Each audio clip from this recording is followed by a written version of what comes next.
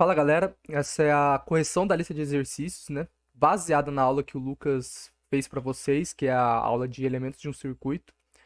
Então, antes de fazer a lista, dá uma olhada na aula, não é uma aula muito longa, e tá tudo lá para vocês fazerem essa lista, mas essa aqui já é a correção. Bom, o primeiro exercício, ele se trata da segunda lei de Ohm. Então, eu vou ler ele aqui rapidinho, né? Um fio de cobre de 2 metros de comprimento, 2 metros sendo já uma das dimensões desse condutor, e com uma área de seção transversal de 10 milímetros. A área é essa tampinha aqui, o Lucas ele cita ela na aula dele. E, bom, esse fio de cobre é ilustrado por essa figura aqui, é só um exemplo. E aí ele pede, calcule com base na segunda lei de Ohm sua resistência. Bom, a segunda lei de Ohm é a seguinte: resistência é igual resistividade vezes o comprimento dividido pela área. Ou seja, a resistência, segundo a segunda lei de Ohm, vai depender das dimensões, aqui no caso o comprimento e a área desse condutor, e também da resistividade. A resistividade ela vai variar de material para material, então alumínio, ferro, no caso o cobre. Então, por isso, o exercício ele pede para a gente assumir a resistividade do cobre como 0,017 ohms milímetros ao quadrado dividido por metro. Então, se a gente substituir o valor aqui, 0,017 ohm milímetro ao quadrado dividido por metro. Então tá, isso aqui vai ser multiplicado pelo comprimento desse fio, certo? Que é igual a 2 metros. E ele vai ser dividido pela área, que é 10 milímetros ao quadrado. Eu botei as unidades de medida para vocês verem que esse milímetro ao quadrado, ele corta aqui, e esse metro corta aqui. Então, no final, você só vai ter uma resposta em ohm, certo? Então, eu vou continuar aqui embaixo, vai ficar um pouquinho apertado, mas acho que dá para enxergar. Então, o milímetro ao quadrado corta e o metro também. Então, a gente vai ter 0,017 vezes 2, que é igual a 0,034. E isso aqui dividido por 10, que é o valor da área. Isso aqui, então, vai dar 0,0034 ohms.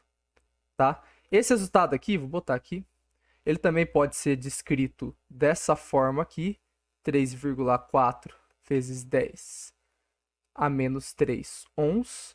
E ele também pode ser escrito como 3,4 miliohms, certo?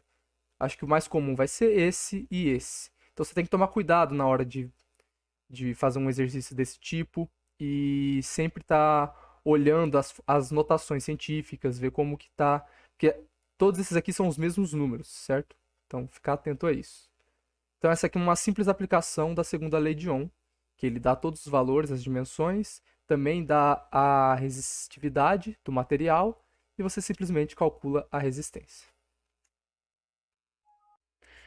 Bom, agora a gente vai fazer o segundo exercício, tá? Esse exercício aqui, ele apresenta pra gente um circuito de um chuveiro. É, bom, a gente tem aqui o nosso gerador, que é necessário, né, para criar uma corrente, correndo por aqui do positivo para o negativo. E a gente tem três resistores, né? Como o Lucas explicou, né?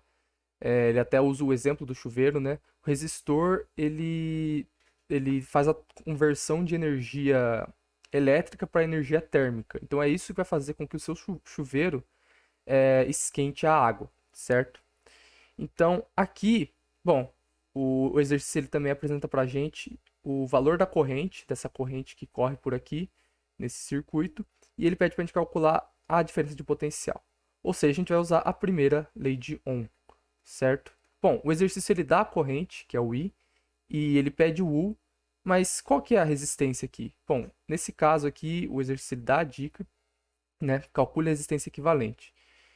Então, a gente tem que calcular a resistência total que esses três resistores aqui acabam apresentando nesse sistema. Então, a primeira coisa que a gente vai fazer é calcular a resistência equivalente entre o R2 e o R3. Eles estão em paralelos entre eles, como dá para ver pelo desenho aqui.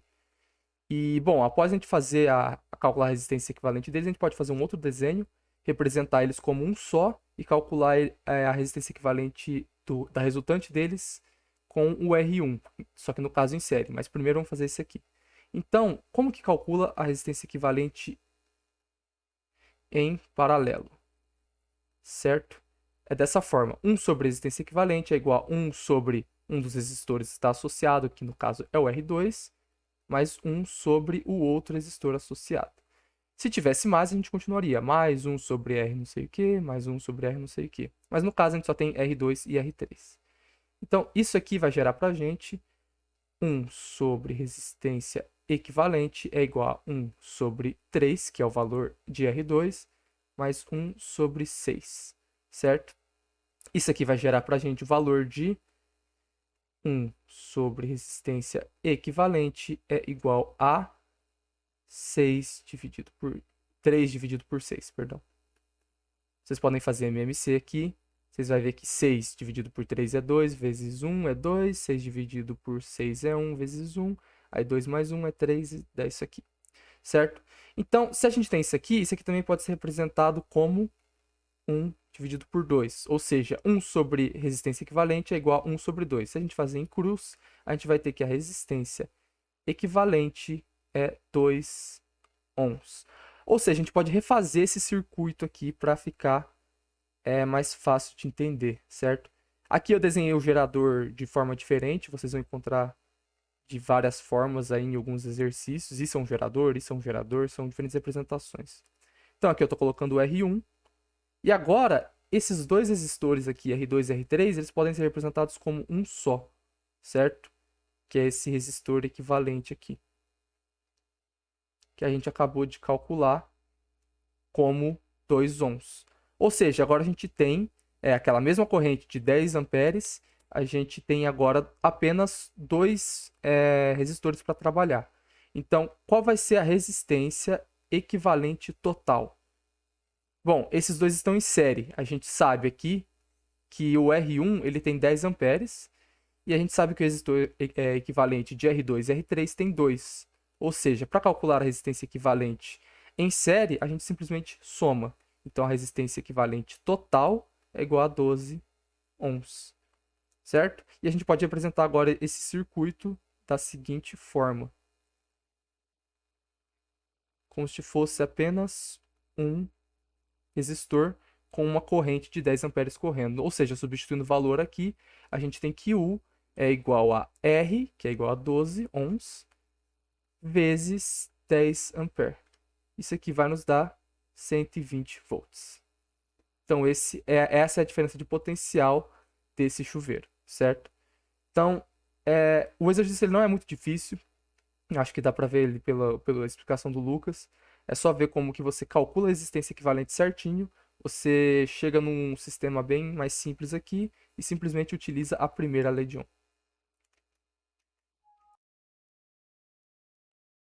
Bom, terceiro exercício. Uma churrasqueira elétrica possui a potência elétrica de 4.400 watts.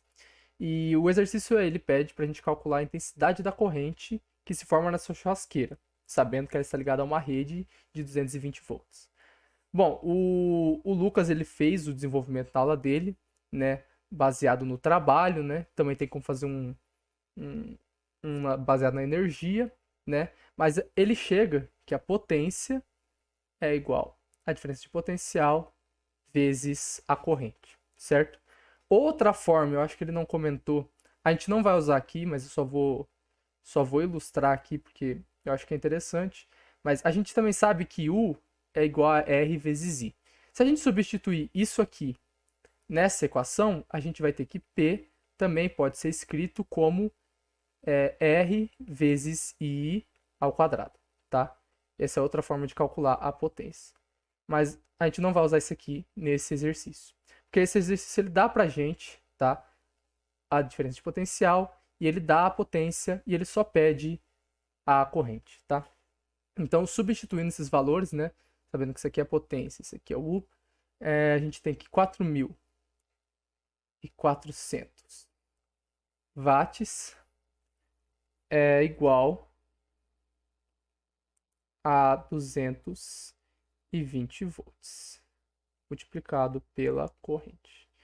Então, a gente vai passar a corrente dividindo, perdão, a voltagem dividindo. Então, a gente vai ter 4.400 watts dividido por 220 volts, certo? Isso aqui vai gerar o nosso ampere, né? Então, a gente tem 440 dividido por 22. Isso aqui é igual a 20 ampere. Então, o exercício é basicamente isso aqui. Mas isso aqui a gente chegou, né? Toda essa ideia de potência a gente chegou no desenvolvimento feito na aula pelo Lucas, certo? E agora para o quarto exercício.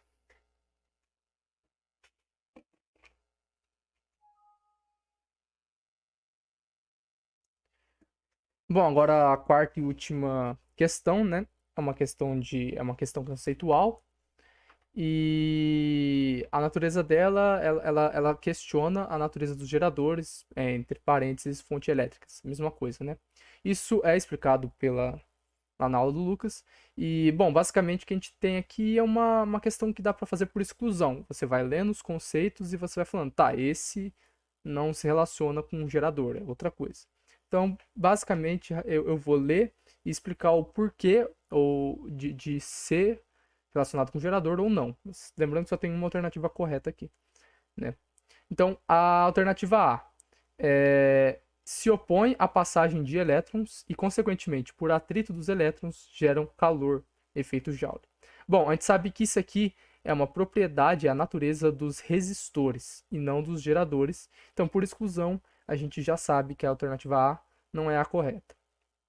Bom, a alternativa B, ela fala do trânsito de elétrons, ela fala da natureza, né? Trânsito de elétrons de um menor potencial para um maior. Bom, a gente sabe que esse trânsito de elétrons de um menor potencial para um maior, ele se refere à corrente. Então, a gente sabe que isso aqui também não está explicando a natureza dos geradores barra fontes elétricas. A alternativa C responsáveis por manter uma diferença de potencial.